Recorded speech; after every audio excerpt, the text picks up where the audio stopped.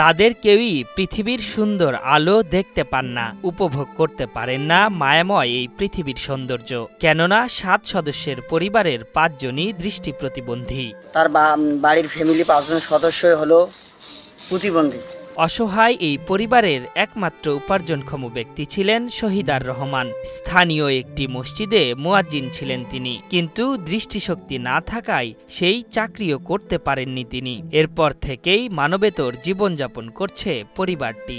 এক পরিবারে 5 সদস্য দৃষ্টি প্রতিবন্ধী। আমার আব্বু আগে মুয়াজ্জিন চাকরি করছিল, অসুস্থ থাকার কারণে মুয়াজ্জিনের চাকরি বাদ দিয়ে দিছে।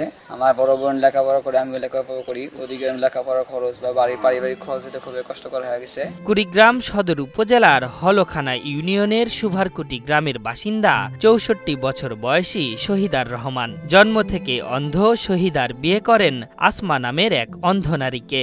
এরপর একে একে দম্পতির ঘরে জন্ম নেয় 4 মেয়ে ও 1 ছেলে, কিন্তু ভাগ্যের নির্মমতায় 2 মেয়ে ছাড়া অন্ধ হয়ে জন্ম নেয় বাকি 3 সন্তান।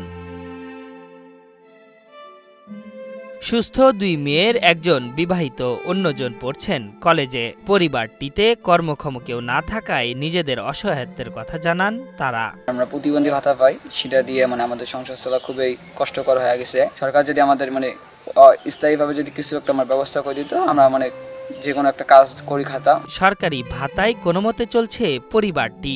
ভাতা থেকে যে অর্থ পাচ্ছে তা দিয়ে নুন আনতে পান্তা ফুরোয়। এই পরিস্থিতিতে অন্ধ 3 সন্তানের দৃষ্টিশক্তি ফেরানো সহ দেশবাসীর কাছে সহযোগিতার প্রত্যাশা পরিবার সহ স্থানীয়দের।